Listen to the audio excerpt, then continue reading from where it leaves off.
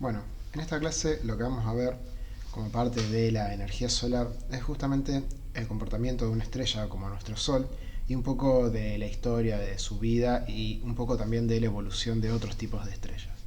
Hasta ahora nosotros, dentro de estas clases introductorias en las cuales vemos el marco en el cual se encuentran las energías renovables, estuvimos hablando, por ejemplo, en la clase anterior, de cómo clasificábamos los distintos tipos de energía y habíamos visto que estas energías renovables y no renovables, ambas pueden ser consideradas sostenibles o insostenibles, ¿bien? Y que dependía mucho de la forma en la que estaban siendo utilizadas o siendo construidas o conseguidas, ¿sí? Para poder entenderlas y para poder aplicarlas con un cierto criterio. No algo por el simple hecho de ser renovable o de catalogarse como energía renovable iba a ser necesariamente sostenible. Ya hemos visto que lo que nosotros tenemos son artefactos no renovables, producto de una matriz fósil, una matriz industrial fósil, que capta energía renovable. Bien, y que luego de esa captación hay toda una serie de procesos que hay que tener en cuenta y que no suelen ser renovables. Y también vimos el concepto de tasa de retorno energético. Ahora, para ver de dónde viene esta energía que vamos a captar, tenemos que entender un poco la historia de las estrellas y la formación de las estrellas. Básicamente, las estrellas se van a formar a partir de nubes de gas y polvo que hay en el medio interestelar. Cuando hablamos de medio interestelar, generalmente vamos a estar hablando de nuestra galaxia, la Vía Láctea, dentro de la cual se encuentran todas las estrellas que podemos ver a simple vista. Hay otras galaxias que están mucho más separadas de la nuestra, y entre medio de las galaxias prácticamente no hay materia.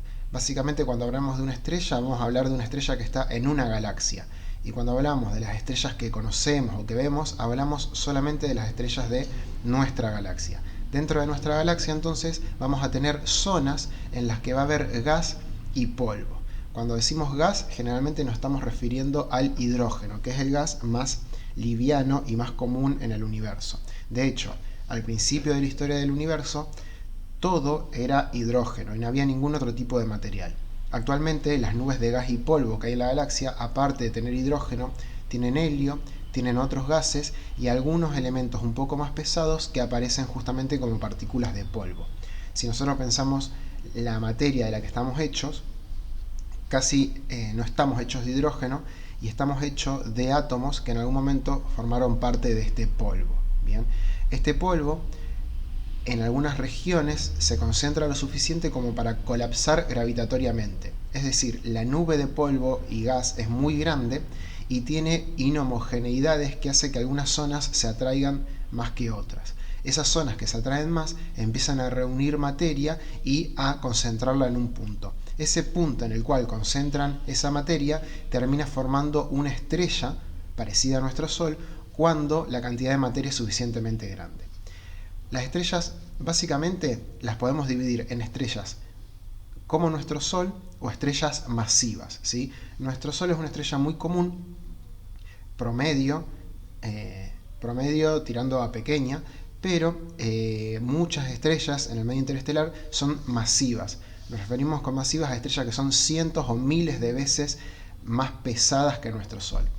Nuestro Sol va a tener una evolución, que ahora lo vamos a ver un poquito más en detalle, y va a convertirse en una gigante roja cuando agote parte de su combustible como hidrógeno, y esa gigante roja luego va a degradarse en una nebulosa planetaria, dejando un remanente central que vamos a conocer como enana blanca. En cambio, las estrellas masivas van a tener un comportamiento ligeramente diferente a mitad de su vida, creando una supergigante roja, una estrella que es roja porque es más fría. Cuanto más rojizo es un cuerpo caliente, más fría es su temperatura. Y luego, cuando colapse esa supergigante roja, va a explotar formando algunos de estos dos remanentes estelares, una estrella de neutrones o un agujero negro, que ahora vamos a hablar un poquito sobre eso.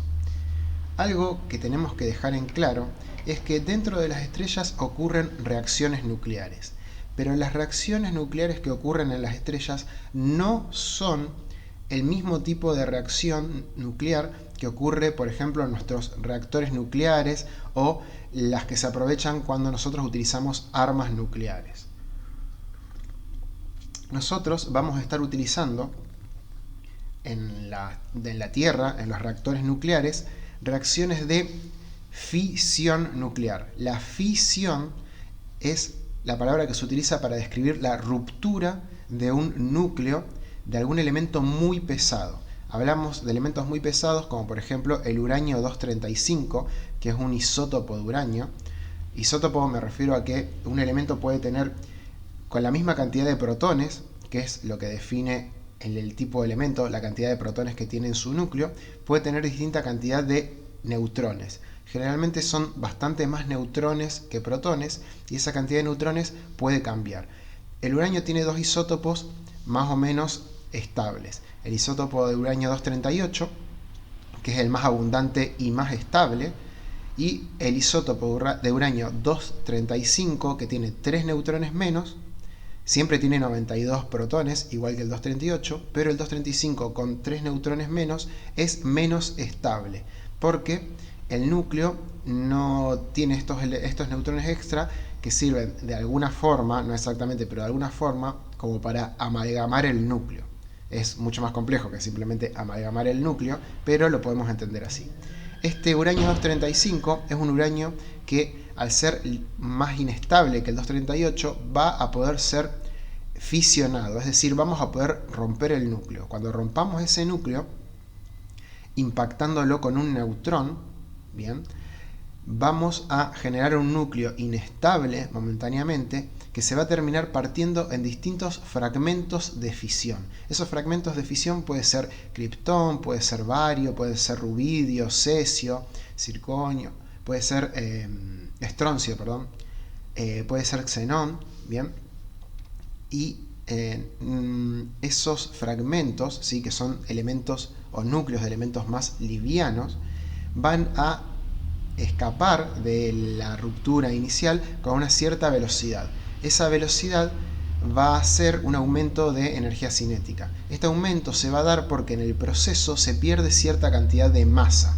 Esa masa que se pierde, que está en parte integrada por partículas que se degradan y en parte integradas por la energía propia de las atracciones entre partículas del núcleo, esa energía producto de la atracción es mayor la contenida en el núcleo inicial que en los núcleos finales.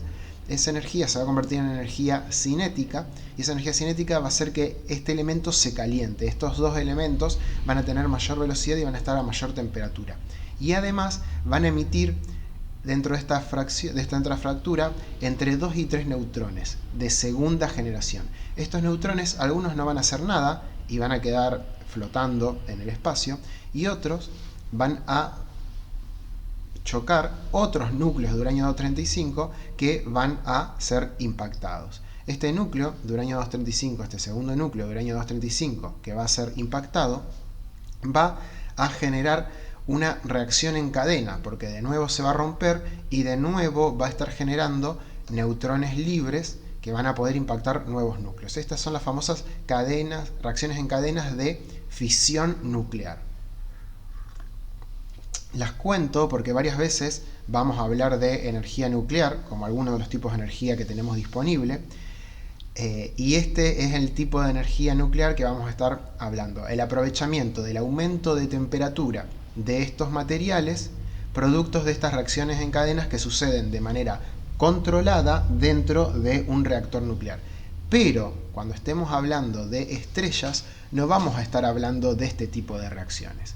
Vamos a estar hablando de reacciones de fusión nuclear, no de fisión nuclear, sino de fusión nuclear. La fusión nuclear se da, a diferencia de la fisión, cuando dos núcleos o dos partículas se unen para formar un elemento más pesado. Antes, en la fisión, el uranio 238, que era muy pesado, el uranio 235, que era muy pesado, se rompía para formar elementos más livianos. Acá es al revés. Elementos livianos van a tender a formar elementos más pesados. Bien, entonces vamos a ver cómo estas series de cadenas van a estar tratando de formar elementos más pesados hasta llegar a un cierto límite que ahora vamos a ver cuál es. Bien, acá en lo que sucede en el núcleo de las estrellas vamos a tener protones, que en realidad son núcleos de hidrógeno, Un átomo de hidrógeno básicamente tiene un protón y un electrón orbitándolo. Cuando ese gas se calienta mucho, ese electrón se pierde y el gas se convierte en un cuarto estado de la materia que se denomina plasma. En el plasma, las cargas eléctricas de los átomos están deslocalizadas y podemos tener protones libres, ¿sí?, que básicamente es un átomo de hidrógeno que perdió un electrón, es decir, un catión de hidrógeno. A veces a los protones se los denomina directamente H+, como si fuera un catión de hidrógeno. Estos protones están en el núcleo de las estrellas a muy alta velocidad. Están a muy alta velocidad porque el núcleo de las estrellas tiene una temperatura extremadamente alta.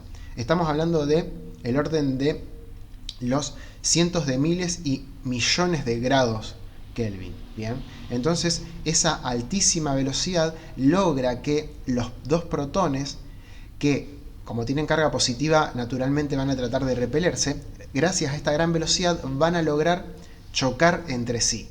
No van a repelerse, van a lograr acercarse lo suficiente como para que las partículas subatómicas que los integran empiecen a relacionarse. Los protones no son partículas elementales. Adentro tienen otras partículas subatómicas más pequeñas que son los quarks y los gluones, que son las que van a interactuar entre sí cuando se juntan estos dos protones y chocan. Cuando estos dos protones chocan, entonces, lo que va a pasar es que uno de los protones se va a descomponer y va a perder una carga positiva para convertirse en un neutrón, que es una partícula que tiene prácticamente la misma masa que el protón, pero con carga neutra, sin carga positiva. Al convertirse en un neutrón, va a emitir una partícula que se llama positrón, que básicamente es un electrón con carga positiva, es la antipartícula del electrón en realidad, y un neutrino. Bien, el neutrino o los neutrinos son partículas subatómicas con prácticamente nada de masa, que se mueven muy rápido y que prácticamente no reaccionan con la materia ordinaria. Así que generalmente no se suele hablar de los neutrinos. Si a ustedes les interesa escuchar sobre neutrinos, búsquenlo en Wikipedia porque es una partícula muy interesante, pero no nos vamos a meter en ese punto. Esta emisión de un positrón va a generar justamente un aumento de la radiación. Y lo que vamos a tener acá es un nuevo núcleo de hidrógeno. Antes teníamos dos núcleos de hidrógeno con un peso atómico de una unidad de masa atómica. Y ahora vamos a tener un isótopo de hidrógeno que va a tener un peso de 2 UMAs. Luego, eso va a sufrir el impacto de otro protón, de los que abundan dentro del núcleo estelar, para formar un núcleo de helio. Cuando el protón impacta y se estabiliza dentro de este nuevo núcleo, va a emitir algo de energía en forma de radiación gamma. Esa radiación gamma es parte de la radiación que emite, por ejemplo, una bomba atómica, una bomba H. La bomba H, la bomba de hidrógeno, emite mucha radiación producto justamente de este proceso en el cual se emite radiación gamma. Bien. Luego, dos núcleos de este helio 3, que va a pesar 3 UMAs, van a colisionar entre sí para formar otro núcleo de helio 4 ahora, y van a perder dos protones que van a quedar libres para seguir con esta cadena de reacciones. Esta cadena de reacción se denomina cadena protón-protón, ¿bien? Y es vital para el funcionamiento de las estrellas y es vital también para nosotros. Ahora vamos a ver por qué. Más adelante.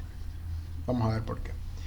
Ahora entonces, cada vez que hablemos de reacciones nucleares, vamos a estar hablando de reacciones de fusión, ¿sí? No vamos a estar hablando de las reacciones nucleares que pasan en los reactores nucleares de nuestro planeta, sino que estamos hablando de estas reacciones de fusión que aún no logramos controlar, y las únicas veces que pudimos replicarlas fue replicándolas en forma de bombas de hidrógeno, ¿sí? Es decir, las logramos hacer pero de manera descontrolada.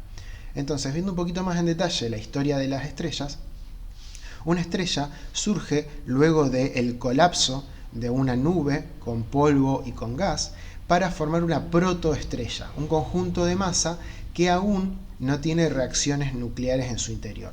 Si la protoestrella no junta la masa suficiente, nunca va a tener la temperatura suficiente en su núcleo como para formar reacciones nucleares. Entonces se va a convertir en una enana marrón. Una enana marrón es un objeto que es más pequeño que nuestro Sol, pero un poco más grande que el planeta Júpiter. El planeta Júpiter es un planeta extremadamente grande. Y si al planeta Júpiter hubiese reunido un poco más de materia, un poco más de masa, se hubiese convertido en realidad en una enana marrón. Una enana marrón justamente es un objeto subestelar que casi pudo tener reacciones nucleares en su interior de manera controlada, de manera estable, pero no logró mantenerlas. Entonces quedó como si fuera una especie de planeta gigante, ¿sí? Con una alta temperatura para ser un planeta, ¿sí? Pero no la suficiente como para ser una estrella con reacciones de fusión en su interior. Si Júpiter hubiese reunido un poco más de materia, se habría convertido en una estrella tipo enana marrón. Y nuestro sistema planetario, nuestro sistema solar, aparte de tener el Sol como estrella principal, tendría una estrella secundaria orbitándolo, que sería una enana marrón, y sería una especie de sistema estelar doble. Nuestro Sol tiene la particularidad de que integra justamente un sistema solar con el único como estrella, pero la mayor parte de los sistemas estelares se componen o se suelen componer de estrellas dobles, una estrella orbitando otra estrella. Si la estrella que se estaba formando originalmente consigue la suficiente cantidad de materia, va a convertirse en una estrella de secuencia principal, como es nuestro Sol. Esta estrella de secuencia principal va a empezar a quemar hidrógeno. Ese hidrógeno que está quemando, cuando decimos quemar hidrógeno, nos estamos refiriendo justamente a esta reacción en cadena protón-protón que quema estos protones, por decirlo de alguna forma, para generar átomos más pesados como el helio. ¿Bien? Eso significa que está quemando combustible. Y va a quemar hidrógeno hasta que el hidrógeno empiece a agotarse. Cuando empiece a agotarse, va a empezar a quemar helio y otros elementos y va a empezar a aumentar su volumen. Bien, va a empezar a aumentar su volumen porque las reacciones que tiene esa combustión de helio, ¿sí?, genera más presión de radiación en el interior de la estrella y esa presión de radiación empuja a las capas exteriores de la estrella y le hace aumentar muchísimo su tamaño. Ahora vamos a ver cuánto es muchísimo, pero estamos hablando de una cantidad de aumento muy considerable. En el caso de nuestro Sol, que es una estrella mediana, tirando a pequeña, vamos a ver que una vez que termina su vida va a agotar todo su combustible y se va a convertir en lo que se conoce como una enana blanca. Esta enana blanca, ¿sí?, es simplemente un objeto estelar, un remanente estelar de una estrella pequeña y en la cual simplemente quedó el material que ya se fusionó, entonces son restos que no se van a seguir fusionando, ¿sí?, y va a estar brillando de color blanco simplemente porque es un objeto muy compacto y muy caliente. Bien, y al estar tan caliente va a tardar muchísimo en enfriarse, va a quedar incandescente durante muchísimo tiempo. Si nosotros pensamos en objetos incandescentes, podemos pensar en un objeto muy liviano como puede ser la chispa de una moladora. La chispa de una moladora dura incandescente una fracción de segundo, a lo sumo un segundo, y luego enseguida se enfría. Si pensamos en un trozo de hierro bastante considerable, puede llegar a estar varios minutos incandescente. El interior de la Tierra, por ejemplo, hace miles de años que está incandescente, miles de millones de años en realidad que está incandescente, gracias al gran tamaño que tiene la Tierra. Cuanto más grande es un objeto, más tarda en enfriarse, porque cambia mucho su relación volumen-superficie. El volumen, que es lo que tiene la cantidad de calor almacenado, aumenta mucho con el cubo del radio de este objeto, pero la superficie aumenta con el cuadrado del radio, es decir, la superficie aumenta mucho menos, y es la superficie la que emite el calor y hace que lo vaya perdiendo. Entonces esta poca superficie con relación al calor acumulado en su interior hace que cuanto más grande un objeto, más difícil sea que se enfríe. Tanto es así que las enanas blancas no se han llegado a enfriar. Nunca se observó una enana negra, que básicamente es una enana blanca que se enfrió y ya no emite luz. Estas enanas negras son objetos hipotéticos que todavía no se llegaron a formar porque tardan tanto las enanas blancas en enfriarse que luego de 13.700 millones de años, que es la edad estimada de nuestro universo, todavía ninguna se llegó a enfriar.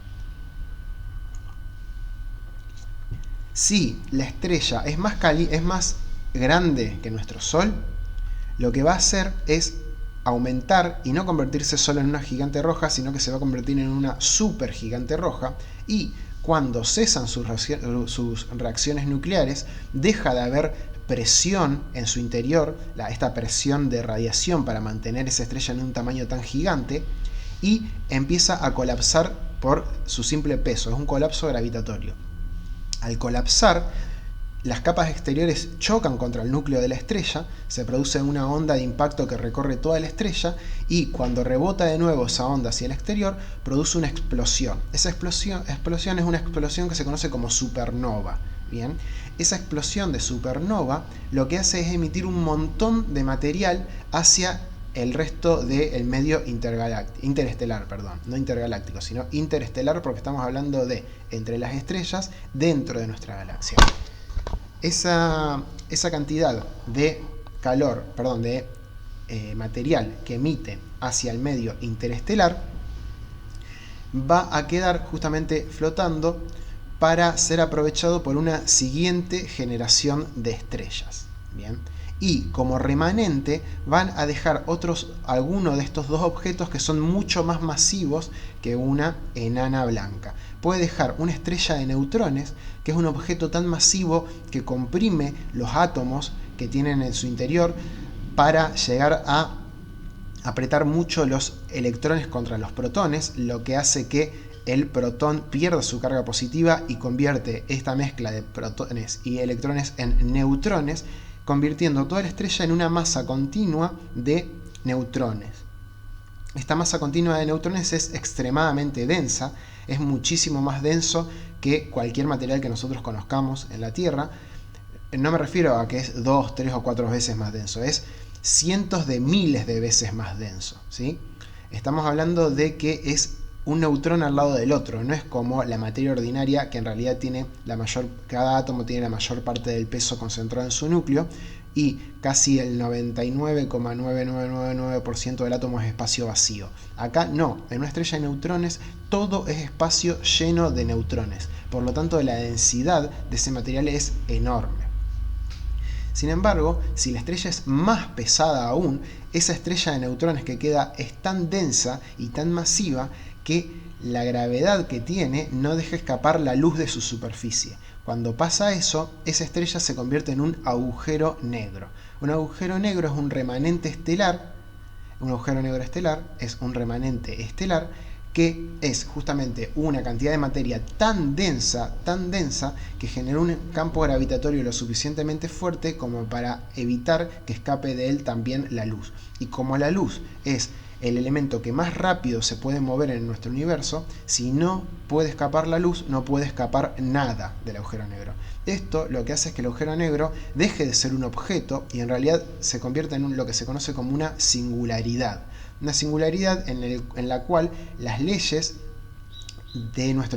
físicas de nuestro universo dejan de valer, o por lo menos dejan de valer las que nosotros conocemos.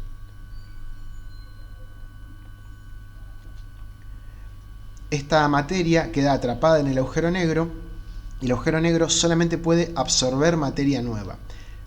A excepción de un fenómeno que tienen los agujeros negros, que es un fenómeno relativamente reciente, desarrollado por Stephen Hawking justamente, que planteó que el agujero negro tiene una tasa muy lenta de pérdida de energía y de materia llamada evaporación de agujeros negros. Ustedes después busquen en qué consiste la evaporación de agujeros negros, pero cuando pase el suficiente tiempo, estamos hablando de muchos miles de millones de años, muchos más de los que van a tardar las enanas blancas en enfriarse, los agujeros negros van a terminar de evaporarse y van a dejar de existir, perdiendo la materia que habían absorbido a lo largo de su historia. Estos remanentes estelares son uno de los remanentes que quedan, y después entonces habíamos dicho que iba, luego de la explosión de supernova, a emitirse un montón de materia al medio interestelar. Esa materia al medio interestelar va a formar nebulosas que después van a condensarse en nubes de polvo, y esas nubes de polvo luego van a aportar material para nuevas estrellas, para una nueva generación de estrellas. Esto hace que haya distintas generaciones de estrellas justamente.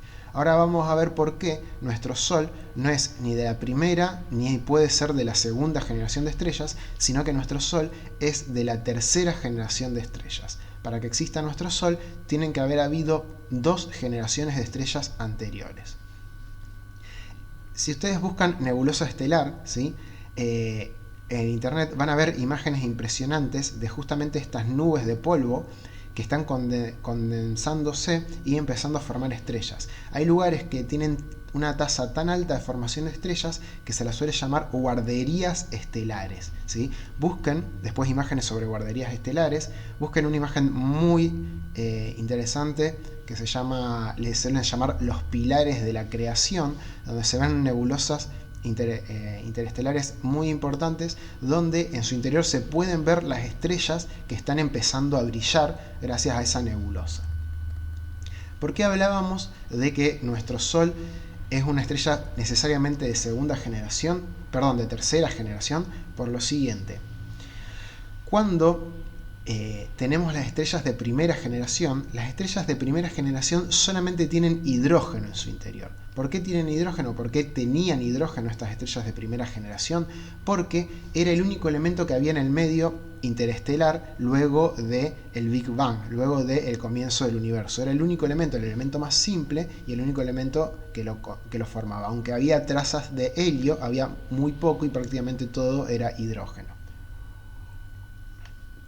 Esas estrellas de primera generación quemaron parte de su hidrógeno, empezaron a tener abundancia de helio en su interior, y una vez que empezaron a tener abundancia de helio y empezaron a darse reacciones de helio también, empezó a aumentar su tamaño y terminaron explotando como supernova, luego del colapso de esa estrella.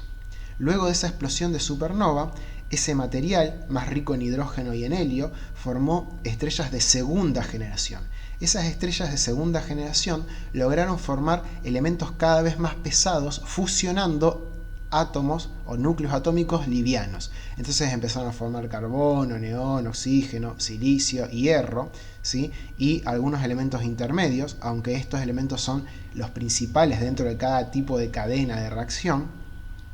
Y estos elementos son, en definitiva, los que nos componen a nosotros. Nosotros que estamos en un planeta que orbita una estrella, para que nosotros tengamos esos elementos en nuestro propio cuerpo y que la superficie de nuestro planeta tenga estos elementos que vemos acá, tiene que haber habido una estrella que los haya formado por fusión y liberado al medio interestelar antes de que empiece a formarse el sistema solar. Por lo tanto, el sistema solar se tiene que haber formado sí o sí por restos de estrellas de segunda generación. Esos restos forman estrellas como nuestro Sol, que se los llama estrellas de alta metalicidad. En astronomía, cualquier elemento que no sea hidrógeno o helio es considerado un metal.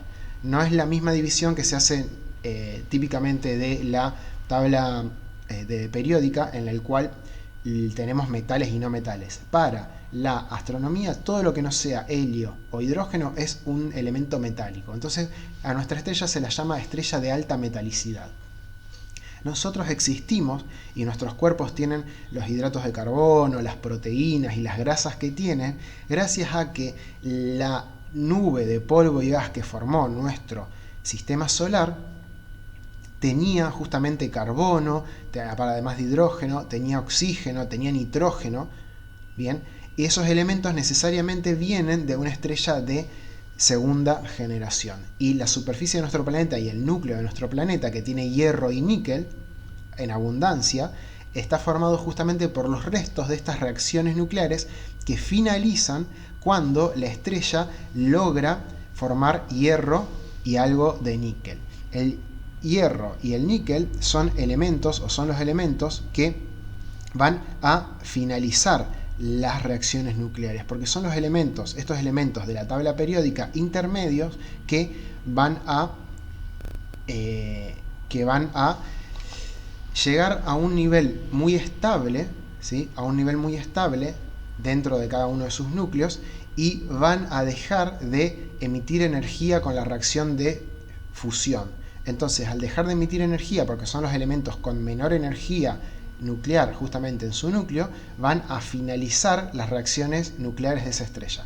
Cuando las estrellas empiezan a formar hierro, las reacciones nucleares cesan y mueren, y por lo tanto el hierro y el níquel son los últimos elementos que llega a formar una estrella cuando está terminando su vida y apagándose.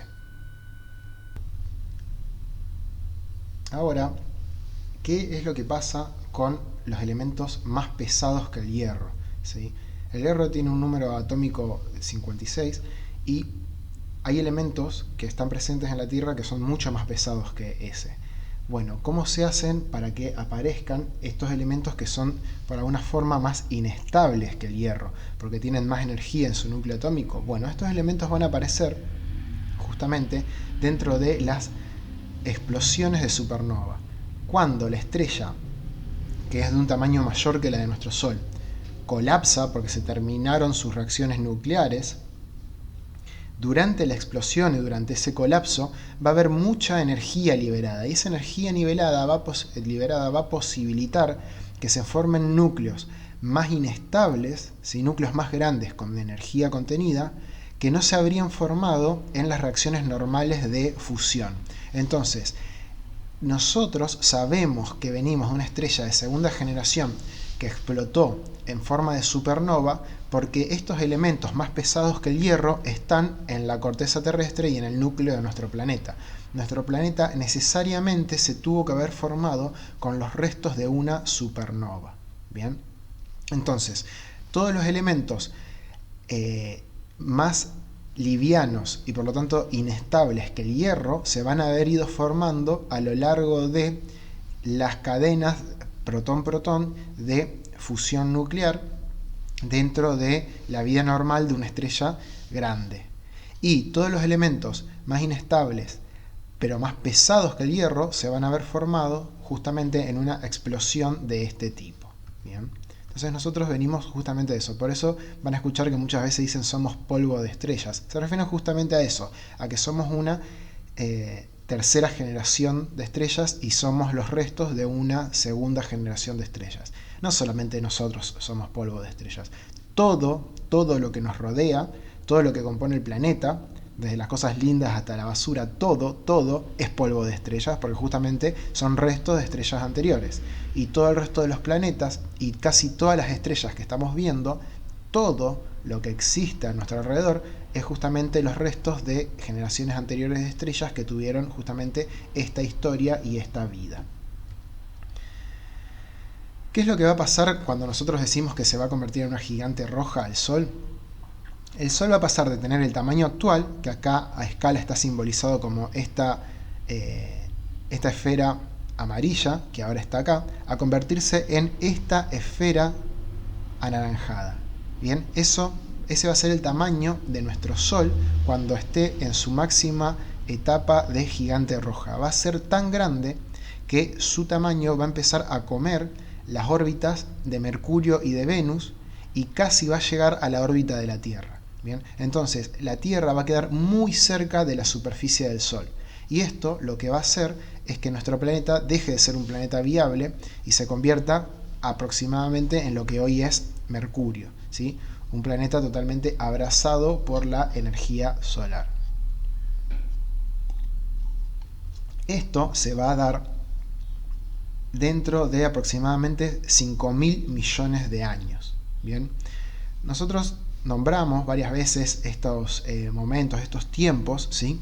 Y hay que tener ciertas nociones de los tiempos y ciertas nociones de los números grandes, justamente. Bien, cuando nosotros decimos miles de millones de años, para tener una noción, nosotros como especie tenemos una historia escrita de unos 6.000, 8.000, máximo 10.000 años de historia escrita, y tenemos una prehistoria como Homo sapiens de hasta 200.000 años.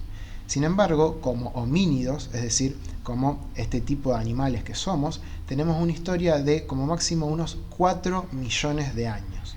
Bien, tenemos unos 200.000 años como la especie actual que somos y unos 4 millones de años como existencia de homínidos. Bien, y los mamíferos que son una de las especies dominantes del planeta, hace solamente 65 millones de años, bien, que fue el tiempo que transcurrió desde la extinción de los dinosaurios, producto del impacto de este asteroide en la península de Yucatán, ¿sí? Busquen luego en la península de Yucatán, ¿sí? Información sobre el asteroide. Se encontró el cráter de impacto y los restos del impacto ahí, y justamente es el impacto que coincide con la extinción de los dinosaurios y mucha de la fauna de gran tamaño que existía en ese momento, no solo los dinosaurios, sino muchísima otra fauna también, y muchísimas especies vegetales. Eso pasó hace 65 millones de años, ¿sí? Y los dinosaurios estuvieron como especie dominante del planeta desde hace unos 170 o 180 millones de años. Y la vida compleja en el planeta Tierra existe hace unos 500 millones de años. Antes de eso, la vida era solamente vida microscópica, vida unicelular, que nosotros no podríamos haber identificado a simple vista. Es decir, ya estamos hablando de 500 millones de años. Y esa vida microscópica o unicelular existe desde hace un poco más de 4.000 millones de años. ¿Bien? Y nuestro planeta tiene 4.500 millones de años. Es decir, la vida tardó pocos millones de años en comenzar a existir en nuestro planeta luego de su formación. Y nuestro Sol tiene entre 4.500 y 5.000 millones de años. Es decir, acá barrimos un montón de tiempos, ¿sí?, que son cada uno 10 o 100 veces mayor que el anterior, hasta poder construir un poco la noción de cuánto son 5.000 millones de años. ¿Bien? Estas nociones que tenemos que tener de números que tienen muchos ceros, aunque no tienen tantos, porque 5.000 millones de años tiene solamente, los miles de millones son solamente 9 ceros, ¿sí? Pero hay que tenerlos presentes porque muchas veces cuando hagamos cuentas en las instalaciones vamos a hacer cuentas con distintos órdenes de magnitud, con órdenes de magnitud muy distintos. Entonces algo que la persona que esté haciendo este tipo de ejercitación o aprendiendo este tipo de cosas tiene que tener bastante aceitado los distintos órdenes de magnitud, y ya vamos a ver que a veces también vamos a tener que recurrir a escalas logarítmicas, vamos a tener que recurrir a notación científica. Todas esas cosas las tenemos que tener presentes y enseñarlas si estamos tratando de transmitir este concepto. Bueno, esos 5.000 millones de años que de historia de nuestro Sol es también lo que le falta de historia para convertirse o para terminar de ser una gigante roja en realidad. Mucho antes de esto, como la superficie del Sol se va a estar acercando cada vez más a nuestro planeta, la vida compleja en la Tierra va a dejar de existir. Igualmente le faltan varios miles de millones de años de historia, teniendo en cuenta que la vida compleja en la Tierra tiene solamente 500 millones de años de historia. Todavía falta mucho más para ese tipo de vida y falta muchísimo comparado con cualquier lapso de tiempo histórico humano. ¿Bien? Entonces, para nosotros los humanos, este tiempo que falta para que la Tierra deje de poder soportar vida es muchísimo, es tan grande que directamente no se lo considera o se lo considera prácticamente infinito. Pero en realidad es un tiempo comparable al tiempo que ya lleva la vida existiendo en la Tierra, la vida simple, la vida unicelular. Nuestro Sol en la actualidad, ¿sí?, se compone de distintas zonas. Bien, tenemos el núcleo, que es la zona donde se va a estar realizando estas reacciones de fusión que estuvimos viendo, y justamente se van a realizar ahí porque ahí tenemos el suficiente tamaño, la suficiente temperatura como para que esa temperatura logre las reacciones de fusión, es decir, logre la alta velocidad que se requiere de los protones para que logren chocar entre sí, y ese choque venza la repulsión eléctrica que van a tener dos protones por ser ambas partículas con carga positiva. Entonces esas altas temperaturas que llegan a los millones de grados van a ser las que se posibiliten en el núcleo. Esa radiación que se libera en el núcleo, que ya estuvimos viendo por qué se libera radiación, va a viajar a través de una zona radiativa, se llama, en la cual el plasma de hidrógeno es transparente. Bien, luego de pasar por esa zona radiativa va a chocar con una zona convectiva, también de plasma de hidrógeno, pero más fría, y esa zona más fría va a provocar que ese plasma de hidrógeno se vuelva opaco. Y luego va a seguir bajando la temperatura hasta llegar a una zona más fría todavía, que es la cromósfera, que es la parte que nosotros vemos del Sol, y esa parte que nosotros vemos del Sol va a ser transparente de nuevo. Bien, nosotros vemos la parte superficial del Sol, y cuando vemos el Sol en realidad estamos viendo entre 100 y 200 kilómetros hacia su interior en toda esa parte transparente que tiene. Y luego de esa parte transparente aparece la parte opaca, ¿sí?, de la zona convectiva.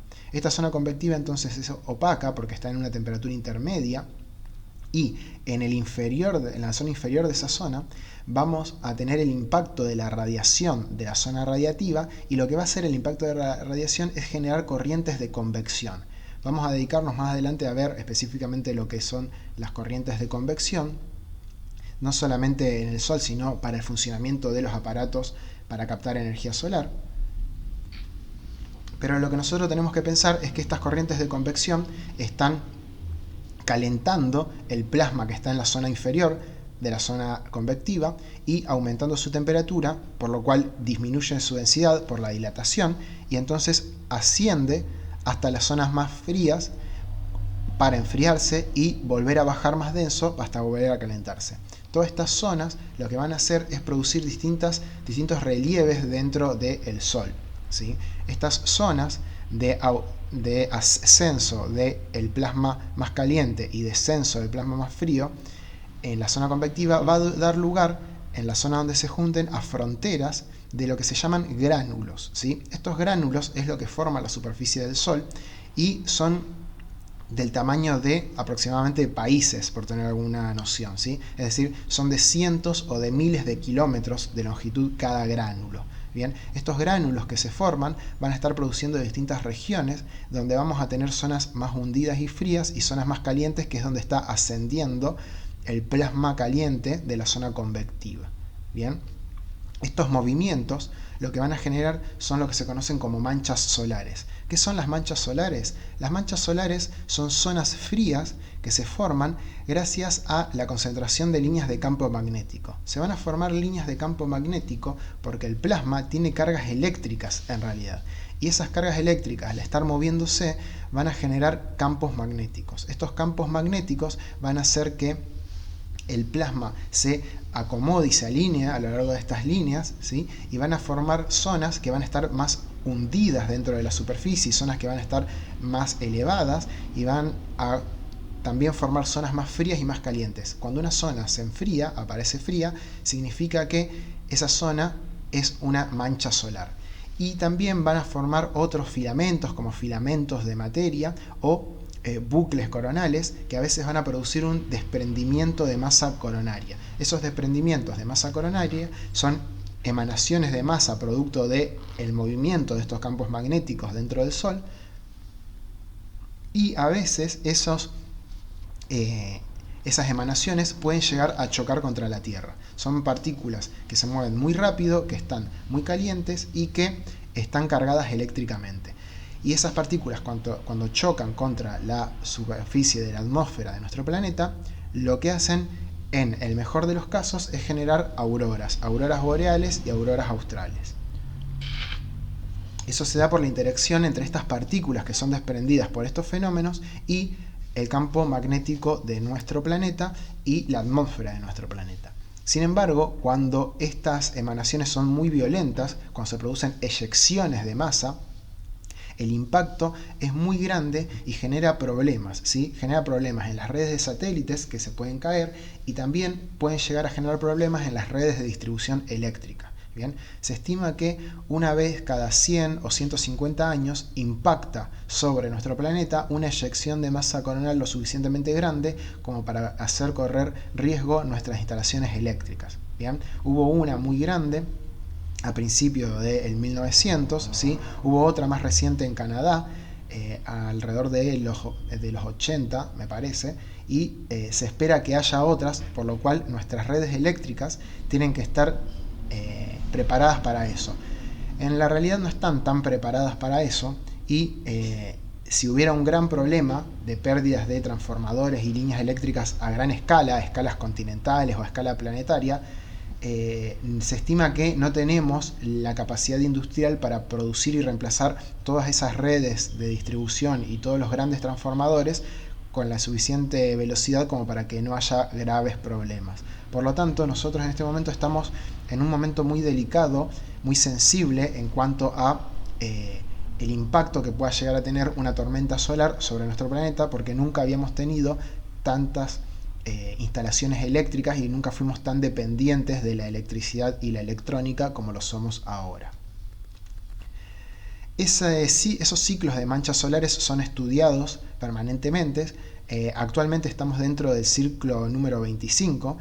Podrán ver que estos ciclos duran en alrededor de 11 años, ¿sí? Y se van produciendo porque el Sol no es como la Tierra, que rota como un único objeto sólido o aproximadamente sólido, sino que el Sol, al rotar como un objeto formado de plasma, o sea, un objeto prácticamente gaseoso, rota con diferentes velocidades. Y esas diferentes velocidades de rotación lo que hacen es ir retorciendo de cierta manera el Sol hasta que llega un punto en el cual ese retorcimiento es máximo y se forman las mayores anomalías dentro de estas formaciones de campo magnético, y estas anomalías producen un aumento de las manchas solares y un aumento de la actividad solar.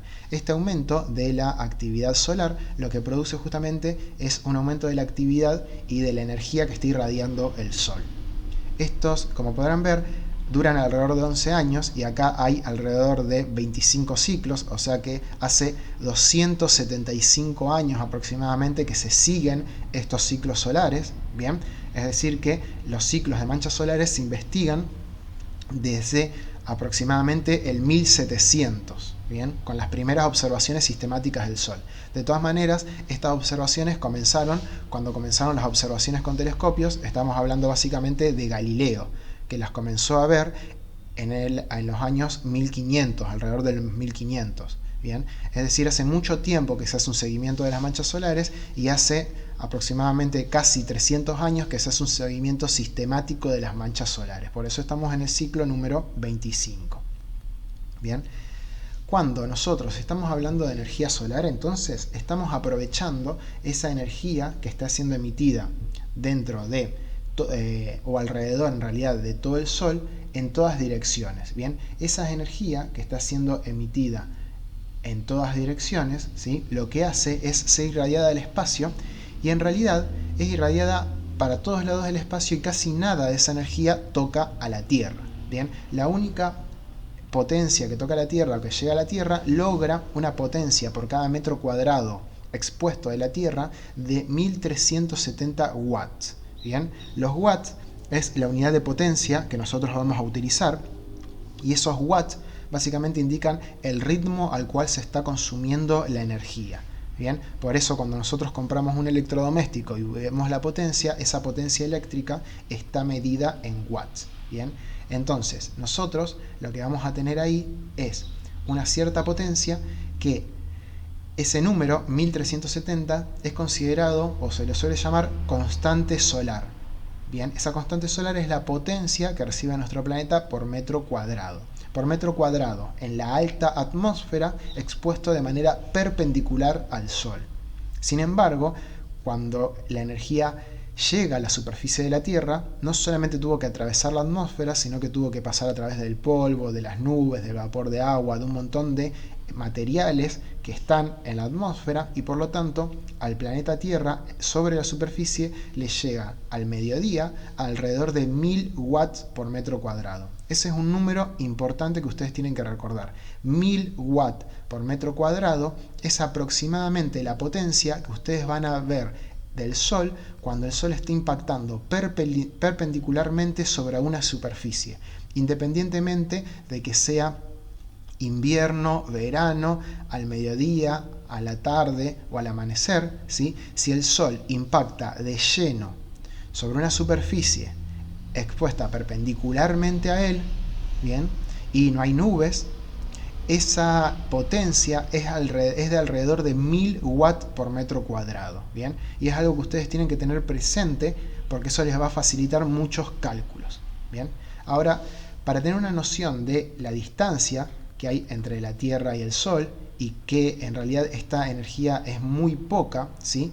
Tenemos que hablar generalmente de unidades astronómicas. Bien, la unidad astronómica, o AU, Astronomical Unit, es la distancia que hay entre la Tierra y el Sol. Esa distancia que hay entre la Tierra y el Sol es extremadamente grande comparada con el tamaño de la Tierra. Ahora vamos a ver cuál es la distancia y cuál es la diferencia de esa distancia.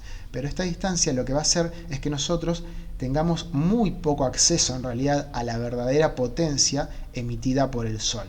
Bien, nosotros vamos a tener una cantidad de energía mínima comparada con la que emite el Sol. Hay que tener en cuenta que esta energía nosotros la vemos o vemos del Sol, lo que está emitiendo, vuelvo un poco para atrás para la imagen que teníamos del Sol, lo que está emitiendo en la superficie, en esta superficie que es la superficie expuesta que nosotros vemos, que son estos 100 o 200 kilómetros de profundidad que nosotros vemos del Sol en esta zona que es transparente de nuevo. Recordemos que al calentarse el plasma pasa de ser transparente a ser opaco y si se calienta aún más a ser transparente de nuevo. El Sol tiene millones de grados de temperatura en su interior, pero a medida que va pasando por la zona radiativa empieza a enfriarse y en la zona convectiva se enfría aún más y la zona que nosotros vemos acá, ¿sí?, en la fotosfera y en la cromosfera está tan frío que baja de los millones de grados que tiene a solamente alrededor de 6000 grados. Bien, entonces nosotros vemos el Sol como si fuera una esfera de alrededor de 6000 grados. No vemos los millones de grados que tiene. Entonces hay muchos objetos acá en el planeta Tierra que tienen esa temperatura de 6000 grados y logran brillar con el mismo tono de luz blanca con la que brilla el Sol. Bien, por ejemplo, si compramos una lamparita incandescente halógena que tenga una luz muy blanca, el filamento de esa lamparita incandescente va a estar incandescente no rojizo, sino totalmente blanco, porque tiene la temperatura aproximada de la superficie del Sol. Está brillando con una temperatura de unos 6000 grados, porque es un material, probablemente sea una aleación de tungsteno, que logra tener esa temperatura sin fundirse. Bien, entonces cuando tenemos cualquier objeto que esté a una temperatura de 6000 grados, va a estar brillando con luz blanca. Sea la superficie del Sol, sea un filamento de tungsteno, sea un ladrillo refractario en un horno muy caliente, bien, sea un soplete, lo que sea, va a estar brillando con ese color. Bien, no importa el material que esté hecho, solamente tiene ese color por emisión de radiación electromagnética, en este caso en torno a la luz visible. Eso lo vamos a ver con más detalle la clase que viene. De hecho, hay cosas que brillan a una temperatura mucho mayor que la superficie del Sol. Por ejemplo, los arcos eléctricos. El arco eléctrico de una soldadora brilla mucho a una temperatura mayor que la superficie del Sol y por lo tanto emite mucha más radiación ultravioleta, porque tiene una temperatura mayor, varios miles de grados mayor.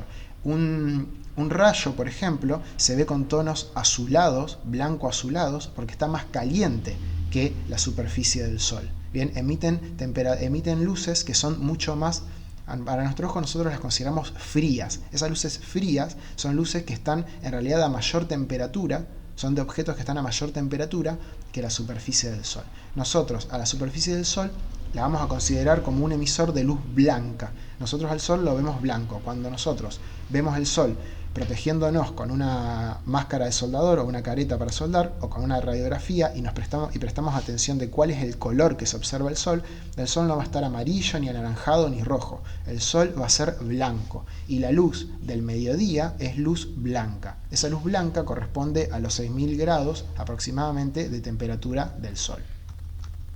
Volviendo un poco a las distancias, ¿sí? Si nosotros queremos tener estas distancias a escala, bien, lo que podemos llegar a hacer es plantear, por ejemplo, a la Tierra como una esfera de 1 centímetro de diámetro. El diámetro real de la Tierra es de casi 13.000 kilómetros, bien. Esto es una distancia que nosotros tenemos que empezar a tener presente, estos tamaños y estas distancias. Cuando nosotros tenemos una distancia de ese tamaño, ¿sí?, lo tendríamos que comparar, por ejemplo, con la longitud de nuestro país, ¿sí?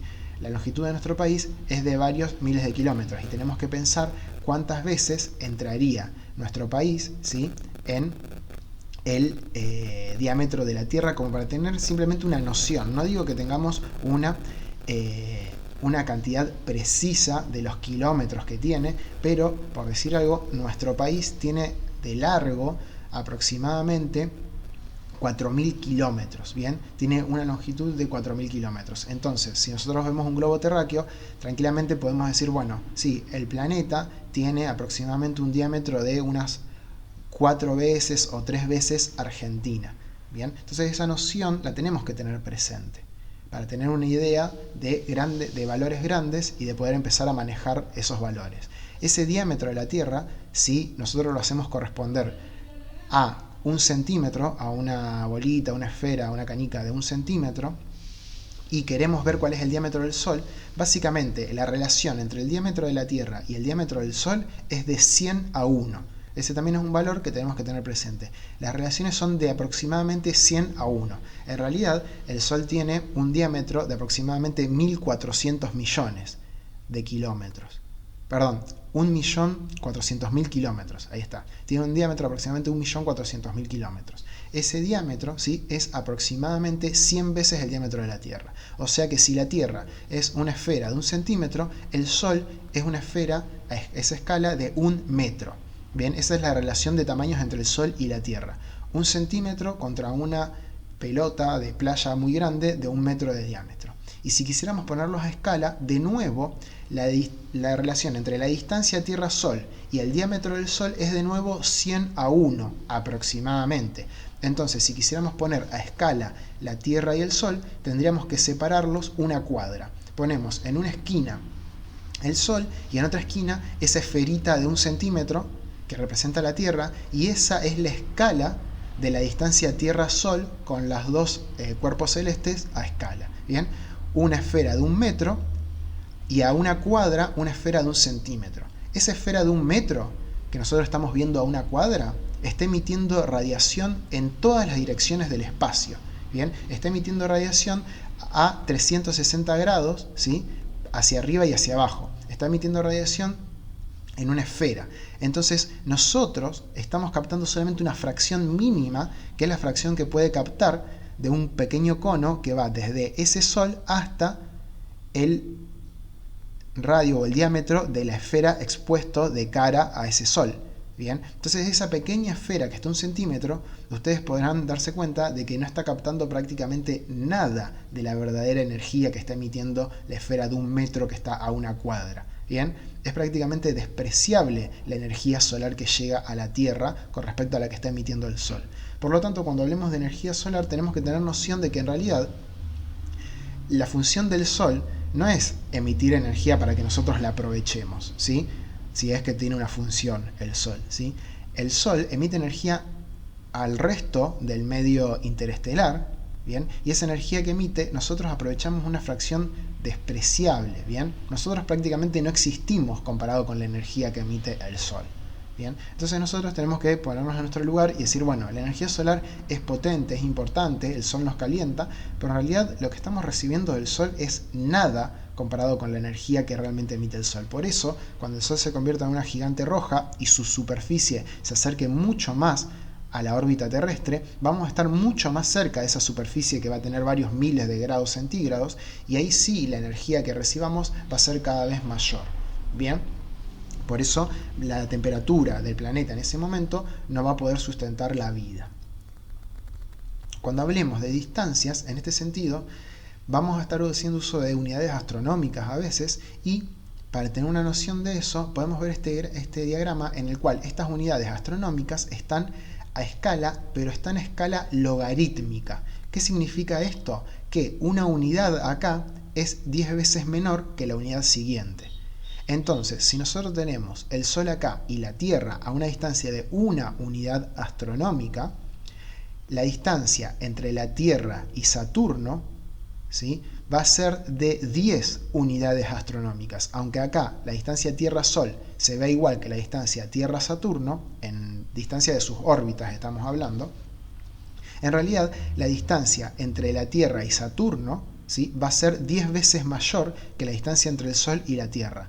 Por lo tanto, si quisiéramos posicionar a Saturno a la misma escala de lo que estábamos haciendo antes, tendríamos que poner una esfera un poco más grande que la Tierra, ¿sí?, pero en vez de estar a una cuadra de donde está el Sol, debería estar a 10 cuadras, es decir, a 1 kilómetro de distancia. Entonces, esa esfera a 1 kilómetro de distancia tendría una distancia a escala proporcionalmente similar a la que tiene el verdadero sistema solar. ¿Bien? Y aún así hay distancias aún mayores, por ejemplo, la distancia a la que está Plutón. Tenemos que tener en cuenta que como esto es una escala logarítmica, la distancia entre Saturno y Plutón, que se ve apenas un poco mayor que la distancia entre la Tierra y Marte, estamos hablando de distancia de órbita. Esta distancia no es la real porque los planetas no están alineados. Entonces, en realidad, un planeta puede estar en una zona de su órbita y el otro planeta siguiente puede estar en la órbita más externa, pero en regiones opuestas del sistema solar. ¿Bien? Acá estamos hablando de distancias de órbitas. Repito, la distancia entre Saturno y Plutón, pese a que se ve parecida a la distancia que hay entre la órbita de la Tierra y Marte, en realidad, como esto es una escala logarítmica, esta distancia que tenemos entre Saturno y Plutón es muchas veces más, es más de 10 veces la distancia que hay entre la Tierra y Marte.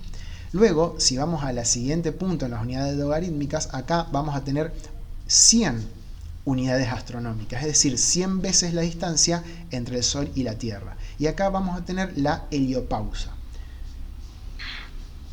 ¿Qué es la heliopausa? La heliopausa es la zona donde el viento solar, producto de todo este desprendimiento de masa que estábamos viendo cuando veíamos las líneas de campo magnético, cuando este viento solar choque contra el viento que hay naturalmente en el medio interestelar. En ese momento, en ese punto, ¿sí?, a 100 unidades astronómicas, es decir, 100 veces la distancia entre el Sol y la Tierra, se va a considerar que la presión de radiación y de materia que ejerce el Sol iguala la presión que hay en el medio interestelar. Por lo tanto, ahí se considera que termina el verdadero diámetro de nuestro Sol, el verdadero diámetro del sistema solar o de nuestra estrella. Esa se llama heliopausa, esa zona. Bien, es donde se considera que termina la zona de influencia del Sol. Bien, esa heliopausa está a 100 unidades astronómicas, 10 a la 2. Fíjense que esta escala logarítmica nos permite dibujar cosas que si lo pudiésemos en otra escala no sería posible dibujar. Bueno, estas escalas logarítmicas también tenemos que acostumbrarnos a usarlas. Bien, si nosotros lo quisiéramos poner a escala como veníamos antes, tendríamos el Sol en una esquina, en la otra esquina, a una cuadra, la Tierra, que sería una esferita de 1 centímetro. Después tendríamos a 1 kilómetro Saturno, y después a 10 kilómetros más, la heliopausa. Bien, entonces tendríamos que poner el Sol en una esquina y a 10 kilómetros terminaría la zona de influencia del Sol.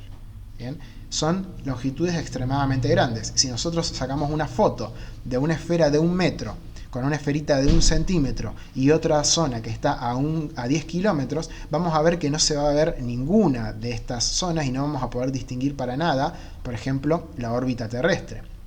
Por eso es muy útil esta escala logarítmica. Luego, si nos vamos más adelante, vamos a tener no a 100 unidades astronómicas ni a 1000, sino a 10.000 unidades astronómicas la nube de Oort. Esta nube de Oort es en realidad una zona donde hay un montón de restos de polvo y algunos asteroides que están orbitando de manera muy débilmente ligada, de manera gravitacional, a nuestro Sol, y de ahí suelen venir los cometas, ¿sí? Por ejemplo, el cometa Halley o algunos cometas suelen venir de esta nube de Oort, que está alrededor de 10.000 unidades astronómicas. Bien, y si seguimos aumentando la distancia y nos vamos entre 10 a la 5 y 10 a la 6, es decir, entre 100.000 y 1.000.000 de unidades astronómicas, vamos a tener a Alpha Centauri. Alpha Centauri es la estrella más cercana a nuestro Sol. Esa estrella, la estrella más cercana a nuestro Sol, está a 4,7 años luz de distancia. Es decir, la luz que emite nuestro Sol tarda 4,7 años en llegar a Alpha Centauri, y la luz que emite Alpha Centauri tarda 4,7 años en llegar a nuestro Sol. Entonces, nosotros lo que vamos a tener es una distancia tan grande que nosotros lo que estamos viendo es la estrella Alpha Centauri, pero de hace 4,7 años. Bien, esto que sucede con Alpha Centauri es poco comparado con lo que sucede con todo el resto de las estrellas que están a muchos más años luz. Tarda mucho más su luz en llegar a nosotros. Y estas grandes distancias también hacen que nosotros veamos el Sol en un momento diferente del cual existe realmente en la actualidad. De hecho, podemos hacer esa cuenta.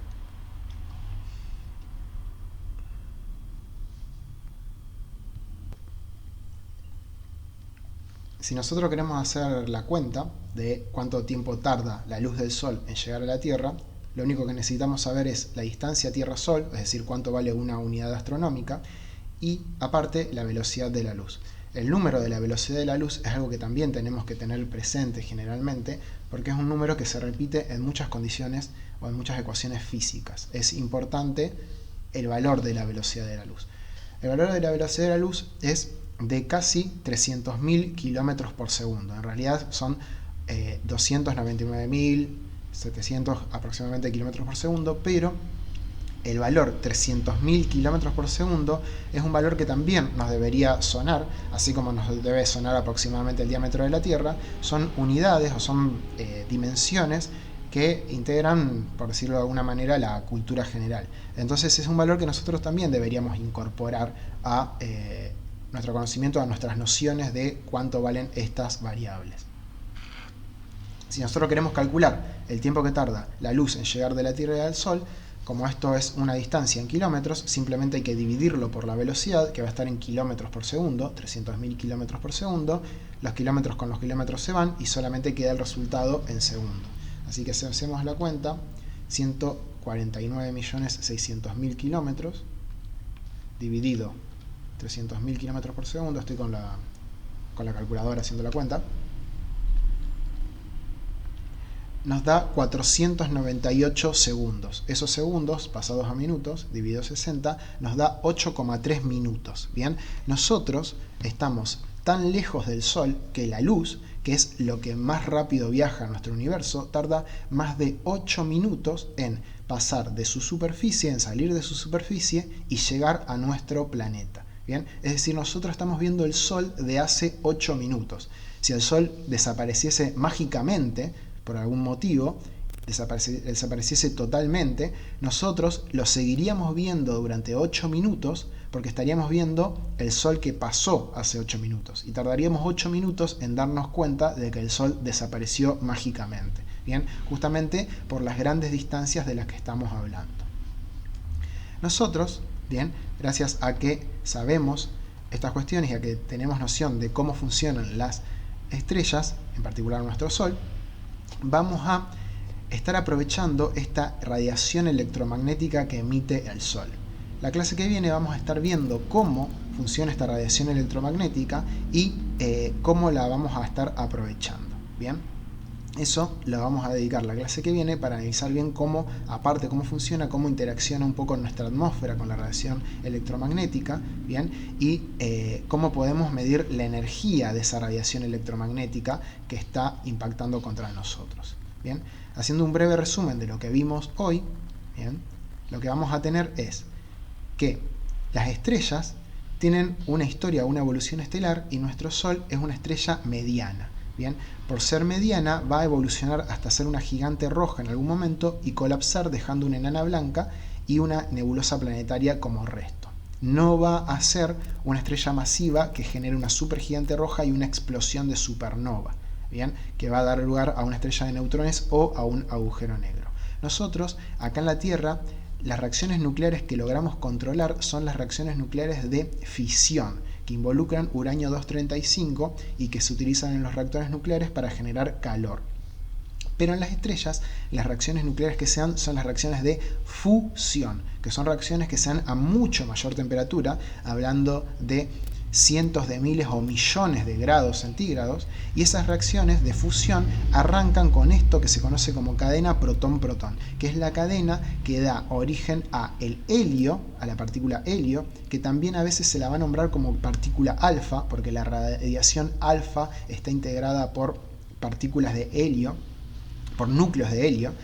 Esta reacción protón-protón se va a dar cuando los protones tengan la suficiente temperatura, es decir, la suficiente energía cinética y velocidad, como para poder impactar entre sí, pese a que se están repeliendo porque las dos son partículas con carga positiva. Una vez que impactan, van a estabilizarse y se van a estabilizar emitiendo uno de ellos, una partícula beta positiva, es decir, un antielectrón o un positrón, y un neutrino.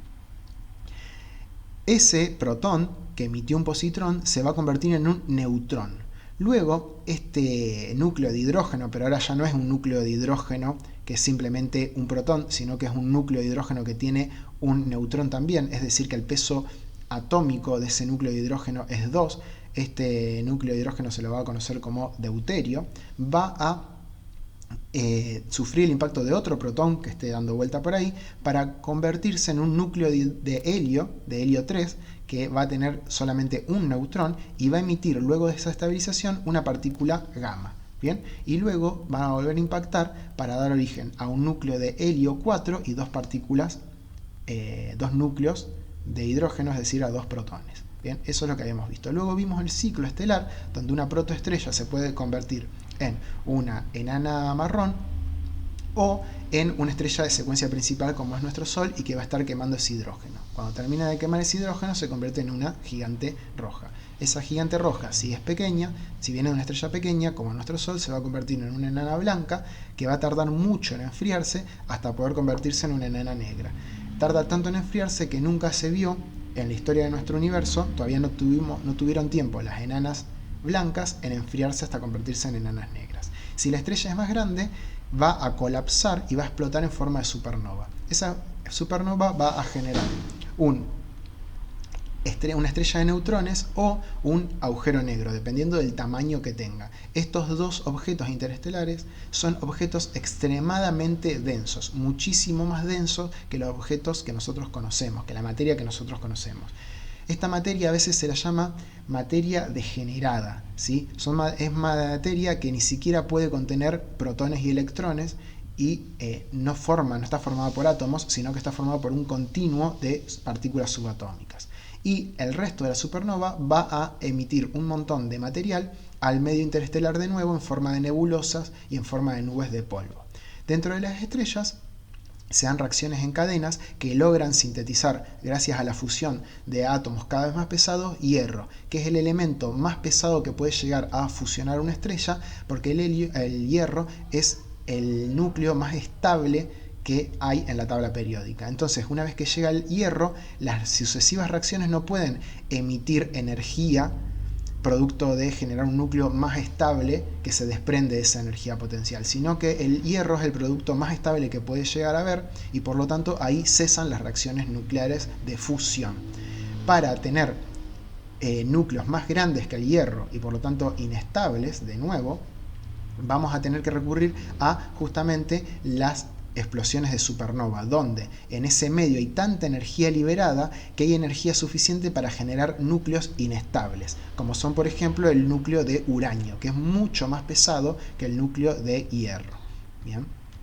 Una vez que nuestro Sol se convierte en una gigante roja, ¿sí? Dentro de 5.000 millones de años va a comerse a Mercurio, a Venus y va a llegar casi hasta la órbita de la Tierra. Bien, vimos la estructura del Sol, que tiene una estructura en un núcleo, que tiene suficiente temperatura como para que se den las reacciones de fusión nuclear, esos millones de grados.